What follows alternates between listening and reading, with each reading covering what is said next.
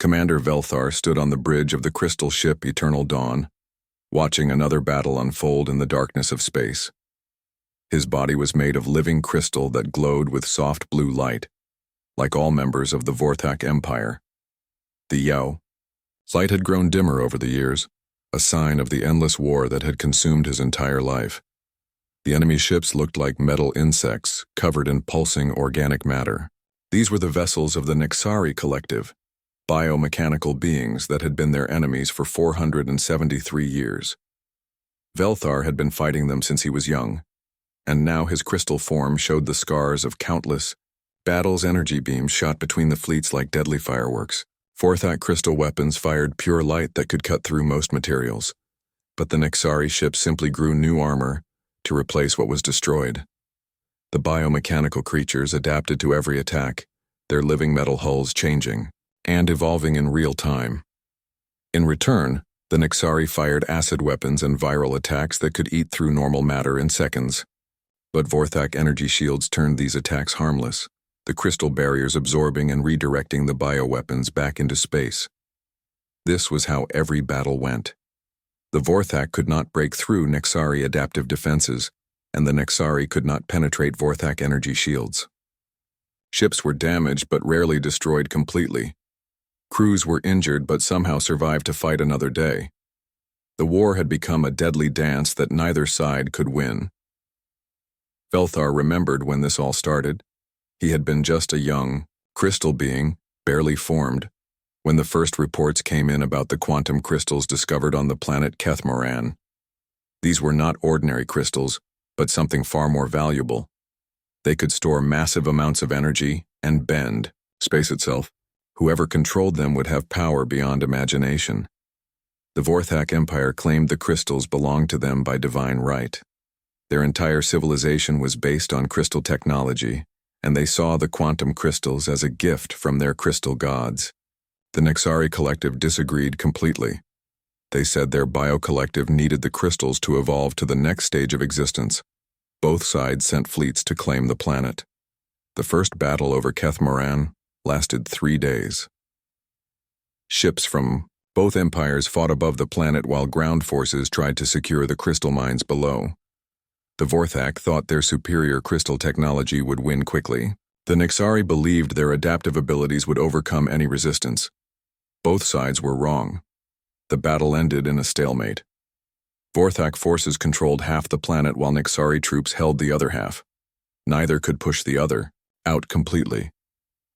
So they built bases and settled in for what they thought would be a short war. That was 473 years ago. Now Velthar was old for a crystal being, his once bright form dulled by centuries of conflict. He had lost count of how many battles he had fought, how many friends had fallen beside him. His mate and offspring had died in a Nexari bioweapon attack 200 years ago. He had nothing left except duty and the hope that someday this war would end. On the other side of the current battle, Hivemind node Kixara directed Nexari forces with the combined intelligence of millions of connected minds. Unlike the individual crystal beings of the Vorthak, Kixara was part of a vast biomechanical network. Every Nexari shared thoughts and experiences through organic technology that linked their minds together. Kixara had been fighting this war for just as long as Velthar, but in a different way. As part of the collective consciousness, Kixara experienced every death, every victory, every defeat through thousands of connected minds. The pain of loss was multiplied across the entire network, but so was the determination to continue fighting. The Nexari remembered why this war started, just like the Vorthak did. The quantum crystals represented evolution itself to their species. They were biomechanical beings who had long ago merged organic life with technology. The crystals would allow them to take the next step, to become something greater than the sum of their parts. But the crystal-obsessed Vorthak stood in their way, claiming divine ownership of something they could never fully understand.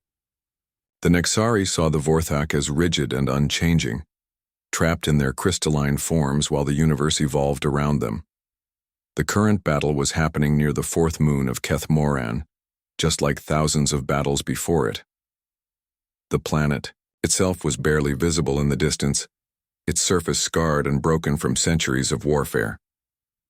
What had once been a beautiful world with vast crystal formations was now a wasteland of craters and destroyed cities. Both fleets fired their weapons with practiced precision. Vorthak crystal ships moved in perfect formation, their energy weapons creating geometric patterns of death in space. Nexari bioships writhed and twisted like living things, their adaptive hulls changing shape to avoid incoming fire. The battle lasted 6 hours and achieved nothing. Both sides withdrew to their bases to repair damage and prepare for the next engagement. This pattern had repeated itself thousands of times over nearly 5 centuries. In the command centers of both empires, ancient leaders planned new strategies that always failed for the same reasons. The Vorthak High Council met in chambers carved from single massive crystals, their forms glowing as they discussed ways to break the eternal stalemate. Every plan they created was countered by Nexari adaptability. The Nexari Supreme Collective gathered in biomechanical chambers where thousands of minds connected to share ideas and memories.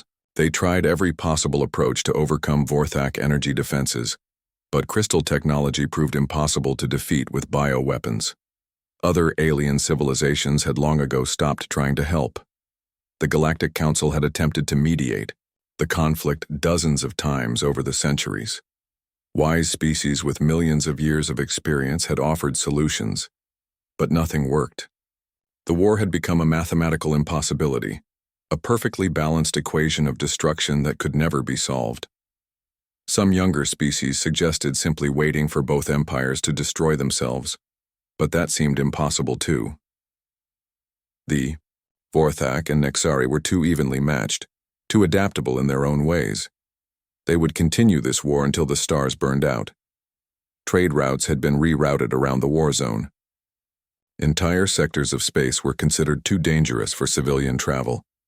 The war had consumed so many resources that both empires were shadows of their former power, but neither could stop fighting without admitting that centuries of sacrifice had been meaningless. Children on both sides grew up knowing only war. Young Vorthak crystals formed their first conscious thoughts while listening to battle reports. Nexari offspring were connected to the collective consciousness and immediately shared in the pain and anger of endless conflict. The planet Kethmoran sat in the middle of it all, a broken reminder of what they were fighting for. Its quantum, crystal deposits were still there, still valuable, still waiting for someone to claim them completely. But after nearly 500 years of war, the planet was so damaged that mining operations could barely function. Neither side could win, but neither side could surrender. The war had become bigger than its original cause, bigger than the leaders who started it, bigger than the civilizations trapped within it. It was a force of nature now, as inevitable as gravity, and just as impossible to escape. And in the depths of space, the fighting continued. Dr. Kim Tae-ho sat in his small office aboard the human diplomatic vessel, Soul's Pride, surrounded by data tablets and holographic displays showing 473 years of alien warfare. At 34 years old, he was young for a xenobiologist, but his specialty in conflict resolution had earned him a place on humanity's first major diplomatic mission to resolve an interstellar war. The ship was small compared to the massive vessels of older alien civilizations, but it represented something important for humanity. Earth had only joined the galactic community 200 years ago, and most alien species still considered humans to be primitive newcomers. They had technology that worked, but it was simple compared to crystal energy manipulation or biomechanical evolution. Ambassador Park Soo-jin walked into Tae-ho's office carrying another stack of files. She was a serious woman in her 50s who had spent decades learning alien languages and customs. Her job was to keep human diplomats from accidentally starting wars by misunderstanding alien behavior. The Galactic Council finally agreed to let us try, she said, setting the files on his desk. They think we will fail within hours, but they are desperate enough to allow it. Tae-ho looked up from a report about a battle that had happened 50 years ago. It was identical to battles that had happened 50 years before that, and 50 years before that. The same tactics, the same results, the same stalemate that had defined this war for centuries. "Why do they think we will fail?" he asked. "Because species with millions of years of experience have tried and failed," Park Soo-jin replied.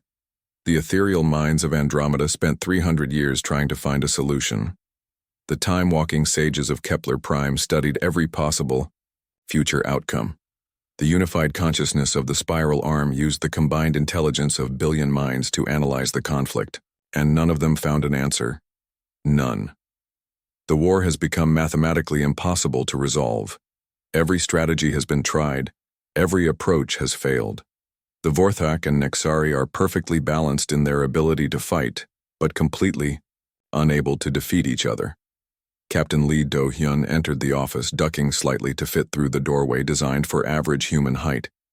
He was a tall man with graying hair who had commanded Seoul's Pride for 15 years. His ship had carried human diplomats to dozens of worlds, but never to resolve a war that had lasted longer than human civilization. "We will reach the war zone in 6 days," he announced.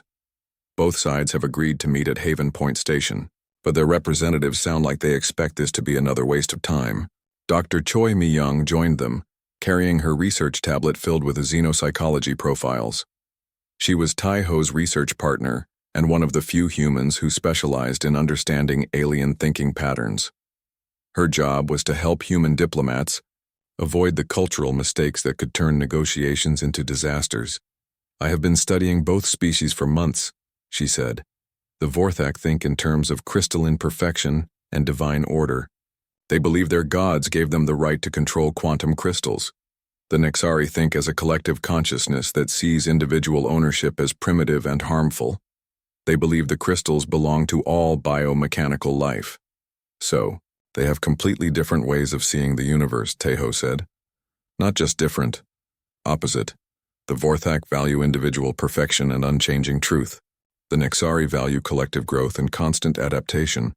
They cannot understand each other at the most basic level." Tae-ho spent the next 6 days reading everything available about the war.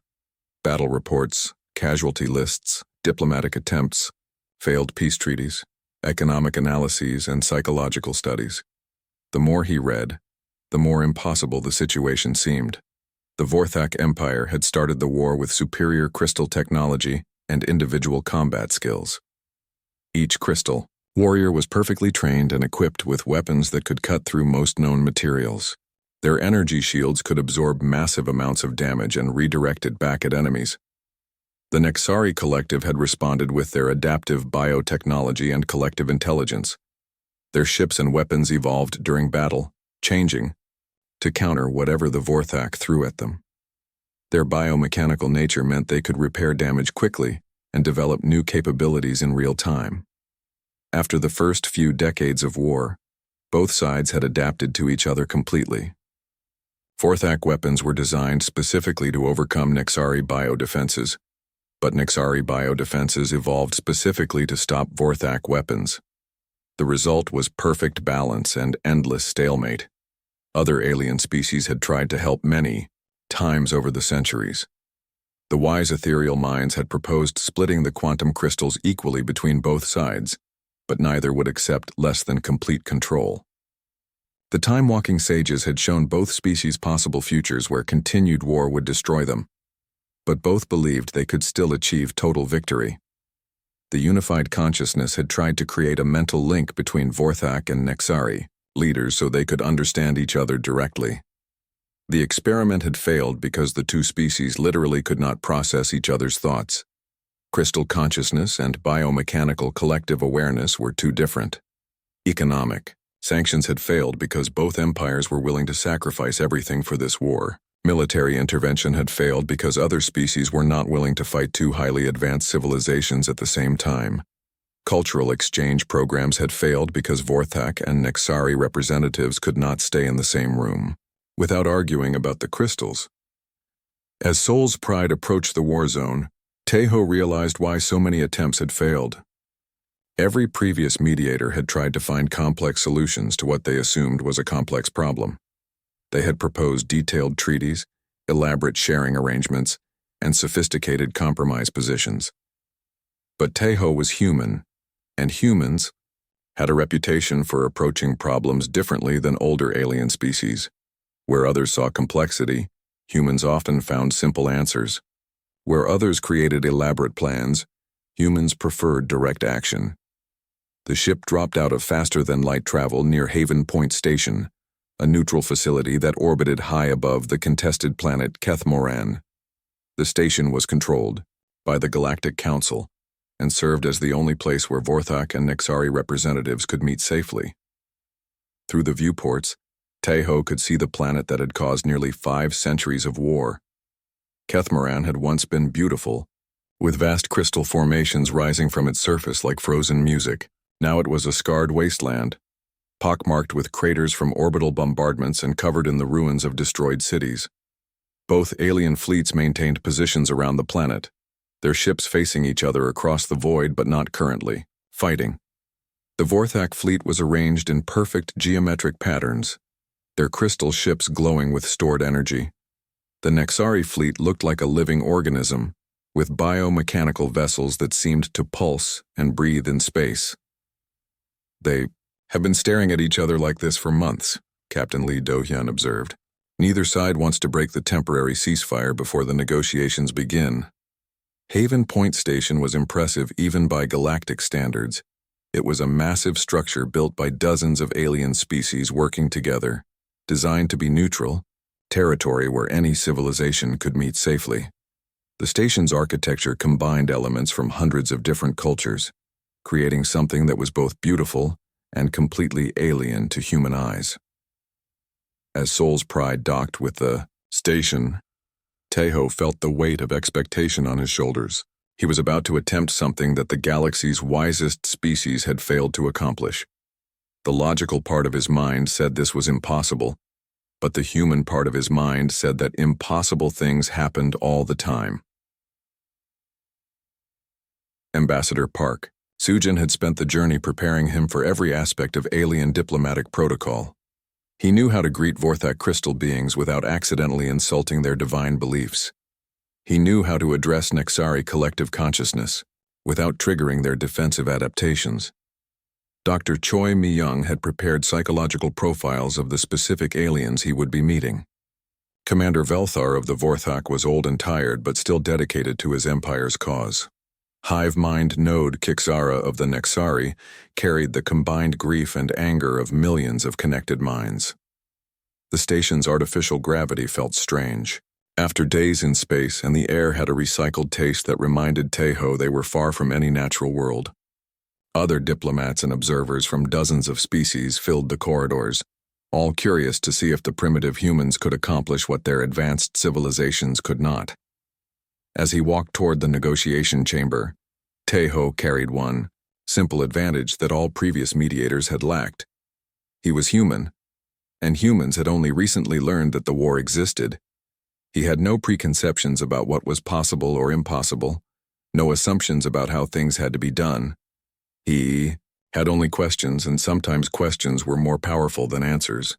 The negotiation chamber on Haven Point Station was designed to accommodate the most difficult diplomatic meetings in galactic history. The room was perfectly circular, with no corners where tension could gather, and the lighting was carefully calibrated to be comfortable for dozens of different alien visual systems. A large transparent wall showed the planet Kethmoran hanging in space below, a constant reminder of what they were fighting over. Tejo entered the chamber with Lieutenant Yoon Jae-wook, his aide and translator, walking slightly behind him. Yoon was a young man who had learned 6 alien languages fluently and could operate the translation equipment that would help them communicate with species whose thoughts moved too quickly or slowly for human comprehension.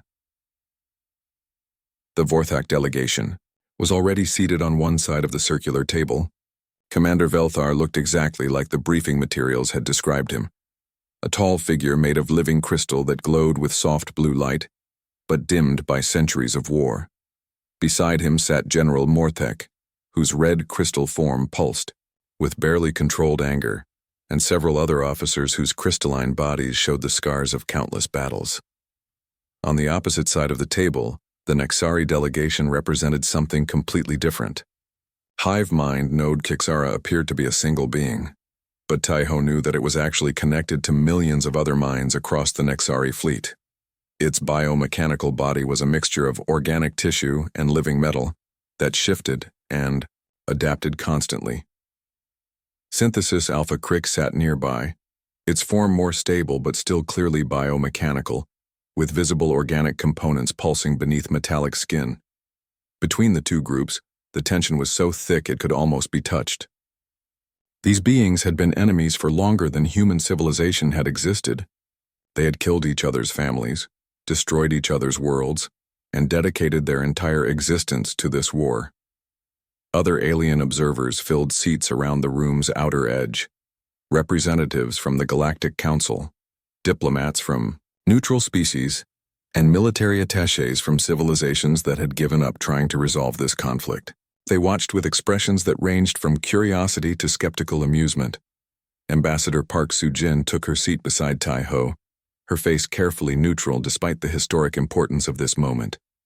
She had spent decades preparing for meetings like this, but never one where the stakes were so high and the chances of success so low. The meeting began with formal greetings that followed protocols established over thousands of years.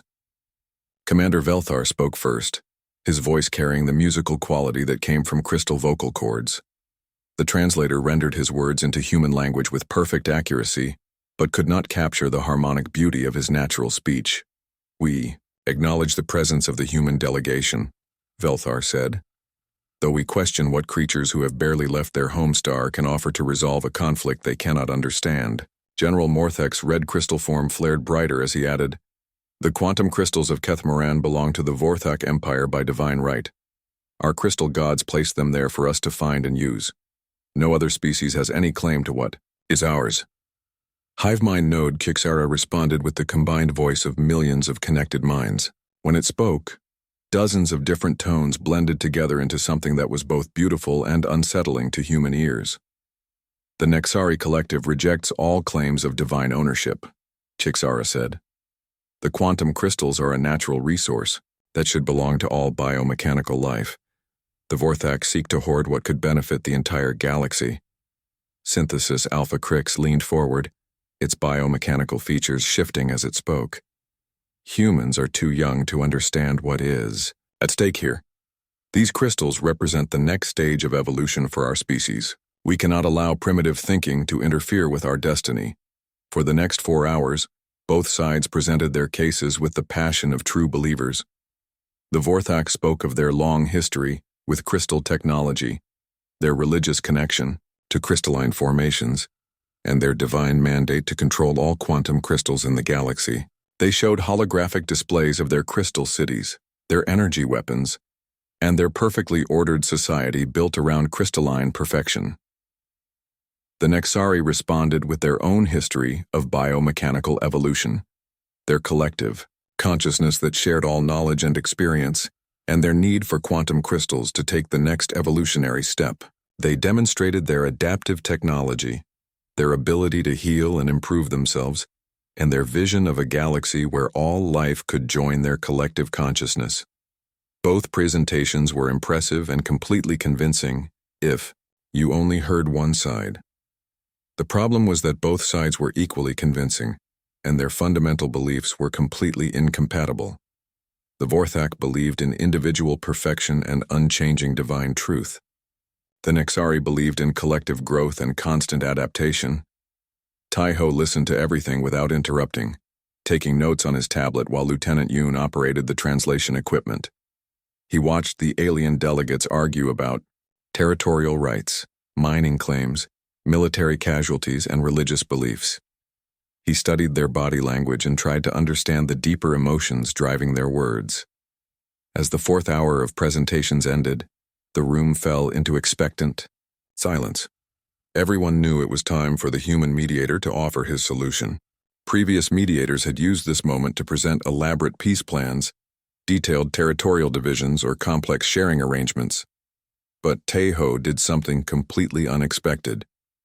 He stood up slowly, looking first at the Vorthak delegation, then at the Nexari representatives, and finally at the planet Kethmoran visible through the transparent wall. "Before we continue," he said in a quiet voice that somehow carried to every corner of the room, I have a question. General Morthek's crystal form flared with impatience. Speak your question, human. We have wasted enough time on pointless discussions. Hive mind node. Kixara rippled with collective annoyance. What could a primitive species possibly ask that we have not already considered? Teho looked directly at the planet below them, its scarred surface visible even from orbit. He thought about the 473 years of battle reports he had read, the countless casualties on both sides, and the perfectly balanced stalemate that had consumed two entire civilizations. Has anyone actually checked if the crystals are still there? He asked. The silence that followed was absolute, not just quiet, but a complete absence of sound that seemed to drain all energy from the room. The question hung in the air like a physical object, impossible to ignore but almost too simple to comprehend. Commander Velthar's crystal form stopped glowing entirely for several seconds before flickering back to dim light. What do you mean? He asked, his musical voice now uncertain. The war started 473 years ago, Teho continued, his human voice sounding strange after the harmonic tones of alien speech. You have been fighting over Kethmaran ever since. Both sides have bombarded the planet with energy weapons, bioweapons, and orbital strikes. The surface is covered in craters and destroyed cities. Synthesis Alpha Crix's biomechanical features shifted rapidly as it processed this unexpected direction. The crystals are obviously still there. Why else would we continue fighting? That is exactly what I am asking, Teho replied.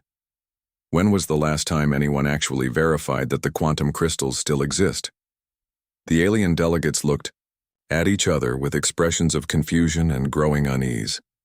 This was not the type of question they had expected from a primitive human mediator. They had prepared for complex negotiations about sharing arrangements, territorial boundaries, and mining rights. Nobody had prepared for the possibility that they might be fighting over nothing. General Morthek's red crystal form pulsed with what looked like anger, but Teho realized it might actually be uncertainty. Of course the crystals are still there. Our mining operations continue to extract them. Do they? Teho asked gently. Or do your mining operations continue to exist without actually extracting anything? Hive mind node Kixara spoke with the combined confusion of millions of minds. This question makes no sense. We have fought for these crystals for nearly 5 centuries. They must still exist. Teho looked around the room at the shocked faces of alien delegates who had dedicated their lives to this war. He saw beings who had never questioned their fundamental assumptions because the war had become bigger than its original cause. With respect, he said, that is not actually an answer. The silence in the negotiation chamber stretched on for nearly a full minute as alien minds struggled to process a question that none of them had thought to ask in centuries. Teho remained standing, watching the representatives of two mighty empires grapple with the possibility that their entire war might be based on an assumption that no one had verified. General Morthek was the first to break the silence, his red crystal form flaring with what seemed like defensive anger. This is ridiculous. Of course the crystals are still there. Our geological surveys confirmed their presence just last year. May I see those surveys? Teho asked politely. The Vorthak general gestured to one of his subordinates, who activated a holographic display showing detailed scans of Kethmaran's surface and underground structures. The data looked impressive, with layers of information about mineral deposits, energy readings, and subsurface formations. But Teho had spent 6 days studying similar reports, and he had noticed something that apparently no one else had seen. He activated his own tablet and projected a series of geological analyses that Dr. Nam Giho, the human geologist aboard Soul's Pride, had prepared during their journey. These are interesting reports, Teho said, studying the Vorthak data carefully. They show the presence of quantum energy signatures and crystalline formations. But do they actually show extractable quantum crystals? Commander Velthar leaned forward, his dim blue glow flickering with confusion. What is the difference? Quantum crystals leave energy signatures even after they are removed, Teho explained. The crystalline formations that create them can remain intact long after the actual crystals are depleted. Your surveys are detecting the traces of what used to be there, not what currently exists. Synthesis Alpha Crix's biomechanical form rippled with collective unease. That is impossible. Our biosensors would detect any depletion of the crystal reserves. Would they? Tejo asked. Or would they detect what your collective consciousness expects them to detect? He activated another display, this one showing energy consumption patterns and weapons discharge records from both fleets over the past 3 centuries. Both of your civilizations use quantum energy for your most powerful weapons. The Vorthak, crystal cannons, and the Nexari bioenergy projectors both require massive amounts of quantum force to operate. The alien delegates studied the data with growing alarm. The numbers were clear and undeniable, but their implications were almost too terrible to accept.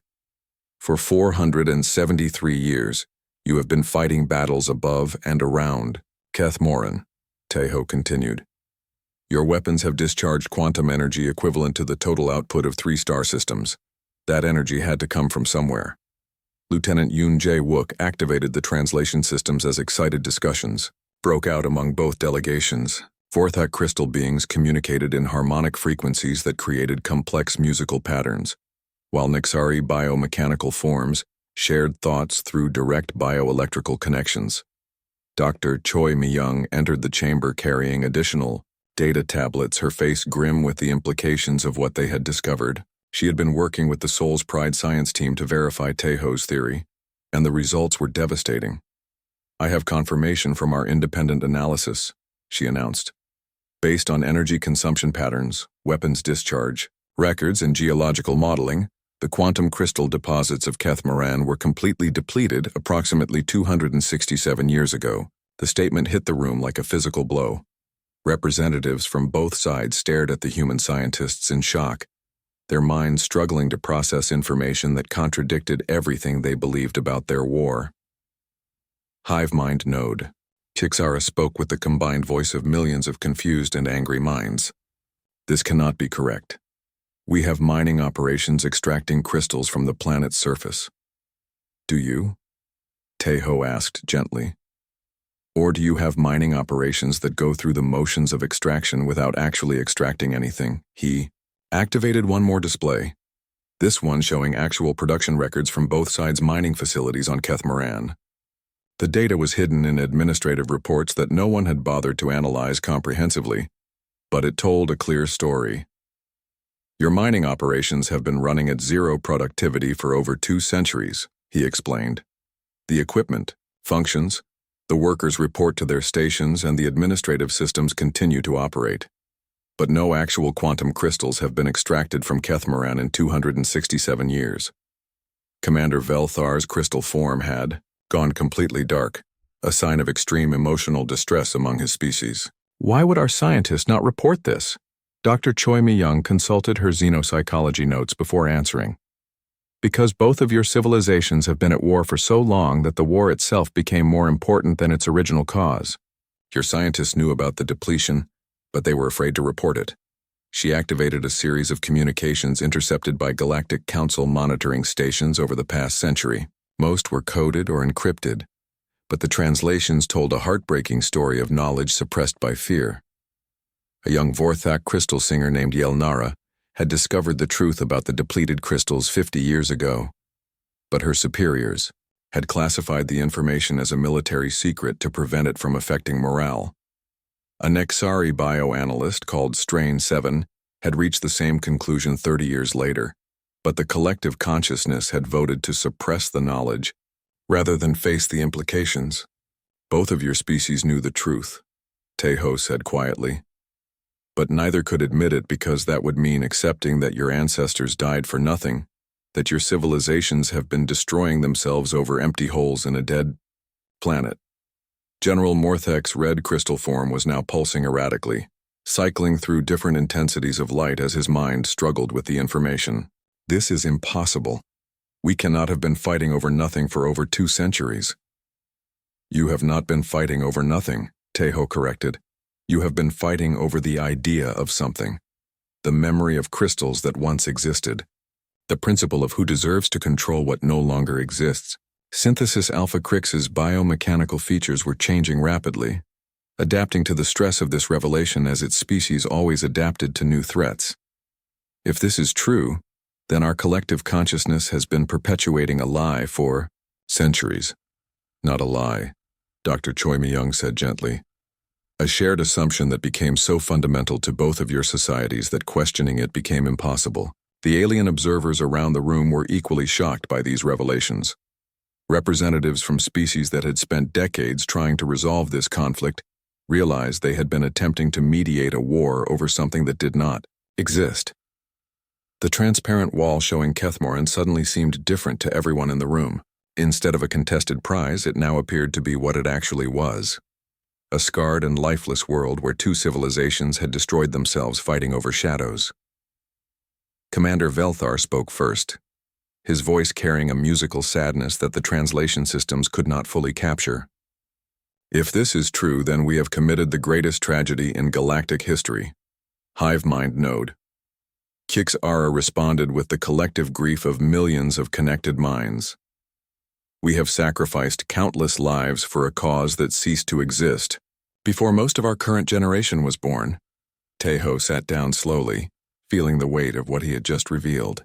He had come to this meeting expecting to mediate a territorial dispute, but instead he had uncovered evidence of the most pointless war in galactic history. The question now, he said quietly, is what you choose to do with this information. The room fell silent again, but this time the silence was different. It was not the silence of confusion or shock, but the silence of two civilizations confronting the magnitude of their shared tragedy and trying to decide what came next. The silence lasted for 15 minutes while two civilizations processed the magnitude of their shared tragedy. Taeho watched as crystal beings and biomechanical entities struggled with the realization that they had been fighting over nothing, for longer than most species existed. Commander Velthar was the first to speak, his voice carrying centuries of weariness that suddenly made perfect sense.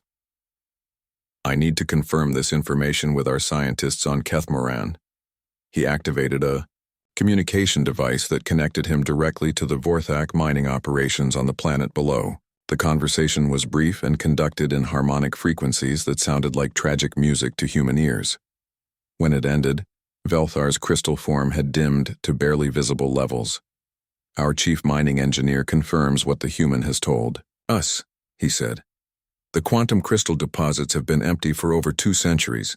They continued the mining operations because they thought the war would end if they stopped working. Hive mind node Kixara connected to the Nexari collective consciousness, its biomechanical form rippling as millions of minds shared information instantaneously.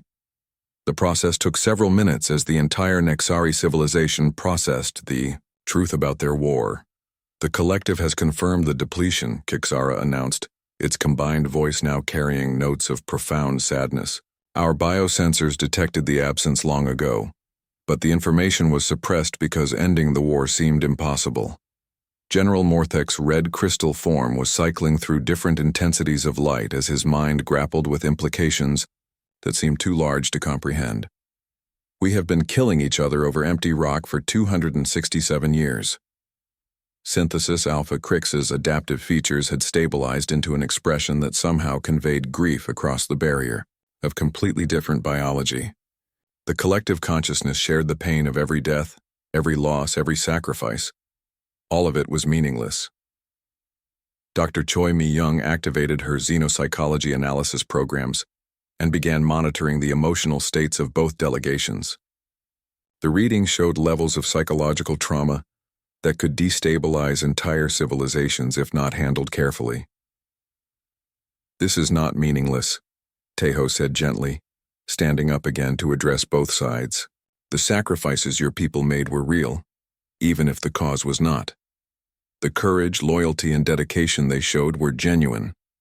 The tragedy is not that they died for nothing, but that they died for something that no longer existed. Ambassador. Park Soo-jin watched carefully as alien minds processed this reframe. She had seen many diplomatic breakthroughs during her career, but never one that required entire civilizations to reconsider their fundamental understanding of reality. Lieutenant Yoon Jae-wook was recording everything for the historical archives, knowing that this moment would be studied by diplomats and historians for thousands of years. The day when humanity's simple question ended the longest war in galactic history. Elder Zuthmar, the oldest Vorthak representative, had been silent throughout the entire meeting. His crystal form was so ancient that it appeared almost transparent, and his voice carried the harmonic weight of centuries when he finally spoke. "I was present at the first battle over Kethmoran," he said. "I watched our fleets arrive at a beautiful world covered in crystal formations that sang with quantum energy. I have spent my entire existence fighting to protect what I believed was ours by divine right." He paused, his ancient crystal form flickering with memories of a war that had lasted longer than most stellar phenomena. "But I remember something else," he continued. "I remember that our crystal gods teach us that truth is more important than victory. If the crystals are gone, then our war is no longer righteous." Prime Node Vexhai, the supreme representative of the Nexari collective consciousness, had been processing information through connections to billions of minds across their civilization. When it spoke, it carried the combined wisdom and grief of an entire species. "The collective has reached consensus," Vexhai announced. "We began this war to evolve beyond our current limitations. But fighting over non-existent resources is not evolution. It is the opposite of evolution." Admiral Shin Bora, the human military observer who had been recording the negotiations, realized she was witnessing something unprecedented in galactic history. Not just the end of a war, but the moment when two civilizations chose truth over pride. The negotiations that followed were unlike anything in diplomatic history. Instead of complex treaties and territorial arrangements, both sides simply acknowledged the reality that their war no longer had a purpose. The quantum crystals they had been fighting over had been destroyed by their own weapons centuries ago. Commander Velthar issued orders to the Vorthak fleet to stand down from combat positions. His crystal form began to glow brighter as the burden of endless war lifted from his consciousness. Hive mind node. Kixara transmitted the ceasefire order to every Nexari vessel simultaneously, using the biomechanical network that connected their entire civilization. For the first time in centuries, the collective consciousness focused on something other than war. The formal peace treaty was written in less than an hour because there was nothing to negotiate. Both sides agreed to withdraw their forces from Kethmoran, establish the planet as a memorial to the cost of unquestioned assumptions, and work together to heal the damage their war had caused to the galaxy. As the documents were signed using protocols from dozens of different species, Teho reflected on how humanity had accomplished what advanced civilizations could not. The answer was not superior intelligence or technology, but simply the willingness to ask obvious questions that everyone else had stopped asking. "Why did the older species fail where humans succeeded?" asked one of the alien observers. "Dr. Choi," Mi-young answered while reviewing her xenopsychology data. "Because they assumed the war was too complex for simple solutions. They tried to find sophisticated answers to what they thought was a sophisticated problem." "And humans?" the observer asked. "Humans asked if the problem actually existed," Teho replied. The war officially ended 4 hours and 57 minutes after Teho had asked his simple question. Both fleets began withdrawing from the Kethmoran system, ending a military standoff that had lasted nearly 5 centuries. As Soul's Pride prepared to leave Haven Point Station, Teho looked one last time at the planet that had caused so much destruction. Kethmoran would heal eventually, but it would take thousands of years to recover from the damage caused by fighting over crystals that no longer existed. 5 years later, the former war zone had become one of the most peaceful regions in the galaxy. The Vorthak and Nexari had formed an unprecedented alliance, combining crystal technology with biomechanical adaptation to create innovations that benefited both species. Dr. Kim Tae-ho became the galaxy's most respected mediator, but he never forgot the lesson of Kethmoran. His first rule for resolving any conflict was always the same. Before you fight over something for 400 years, make sure it still exists. The empty crystal mines became a memorial visited by beings from across the galaxy, with a simple inscription in hundreds of languages. Here lies the cost of assumptions left unquestioned. Commander Velthar and Hive Mind Node Kixara worked together to establish the Institute for Conflict Prevention, dedicated to ensuring that no other Civilizations would repeat their mistake. Their first lesson was taught by a human. Sometimes the most important questions are the simplest ones. And in the diplomatic archives of the Galactic Council, the official record of the shortest successful peace negotiation in history consisted of a single question that changed everything. Has anyone actually checked if the crystals are still there?